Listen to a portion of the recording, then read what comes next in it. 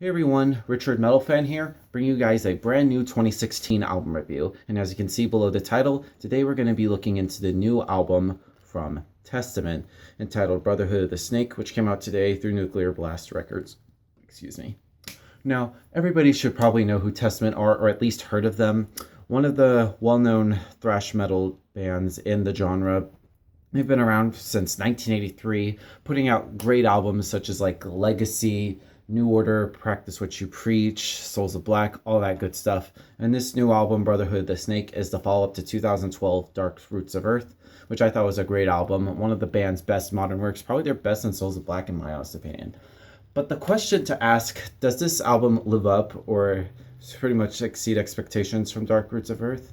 On my honest opinion, it definitely has. I mean, this was one of my most anticipated albums of the year. Pretty much, well, everybody, if they're a fan of metal or in thrash metal in general. I mean, um, this is like when I first heard the title track, I was like, wow. I mean, for me, Testament never fails to release a bad album, in my opinion. Like everything they do is just spot on. I mean, there's nothing bad to say about them, so you must be doing something right.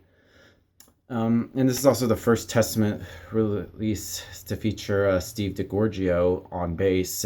Probably the first time he's been on a Testament record since probably the First Strike Still Deadly album, which is just a re-record album of re-recordings. And yeah, let's talk about this album. Like the guitar work on this album is really great. I mean, Alex Skolnick and Eric Peterson just have some really great riffs, especially Eric. I mean, he wrote like a lot of riffs on this album.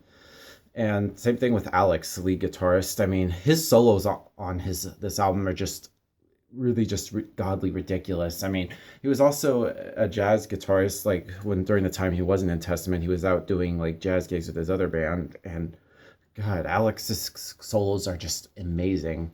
The bass playing is pretty audible. I mean, you could definitely hear the bass in the mix from. I mean, Steve DiGiorgio did a really great job. Drumming wise, I mean, what can I say about Gene Hoglan, the Atomic Clock?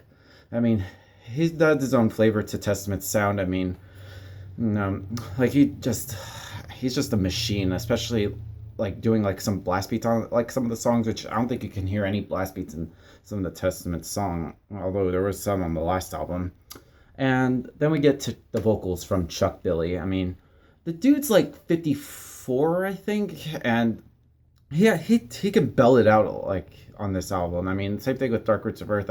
Nowadays he sounds a little bit more gruffy a little bit. I wasn't saying it was like gruffy, but back then. But now he's just, ugh. And I like how he does like different things vocally. Like he could do like kind of little melodic parts with his voice. So he also has that gruffy thrash metal voice, and he also does some death growls in there, which I thought was pretty sick. But yeah, without further ado, let's dive into this album track by track. Now, the album opens up with Brotherhood of the Snake, the title track, and this is an absolute beast of an opener. Has some huge riffs. It's a great mix of speed and groove.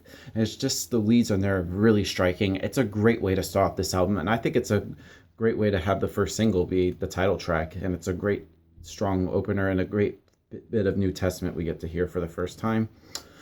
Then we go with The Pale King. Now, this basically kind of reminds me of old school Testament. It blends in like the old school thrash with some groove in there. Stronghold. It's kind of like it delivers a live classic and a fan favorite with the chanted vocals, and it has a really great melodic section and a brutal machine gun drumming from Gene Hoglan. One of his best drumming performances on this album. And Seven Seals. I mean, I love the guitar riffs, and it has a great melody in there, and it has a little bit of a sustained groove. And I like the good lyrics in there when Chuck belts out "Step by step, the horseman will ride." Great song. Love this song. Born in a Rut. Opens up with some fabulous drumming, and the speedy riff flows in there, and it has like some little bit of pronounced changes here and there. But it's a good song. I mean, all these songs are really good. What am I saying? Keep saying that a lot, sorry. Moving on to Centuries of Suffering, which is just a harsh thrash rampage. It's just insane. It punches me in the face. Same thing when this album first started. Then we get to Blackjack. Not a good song. I mean, I like it. Neptune Spear. I really love the melodic lead guitar in there. Not to mention the fast-paced riffing and just the blast beats in the chorus. It's just wow. And then we go to Canna Business, and lyrically this talks about a drug business, and it has hence the name of the song, can of business. And it has some fierce instrumentation. I think it's a really great song instrumentally, and lyrically it's pretty interesting. And then the album closes with The Number Game, which is a really great way to end this album. It's an intense bruiser with some really insane power and strength to it. It's a strong way to end this album. And I think this album really has a great strong opener and a strong way to end it. Starts off strong, ends off good. Ugh, can't speak today. But overall, Brotherhood of the Snake by Testament, it's a really great album.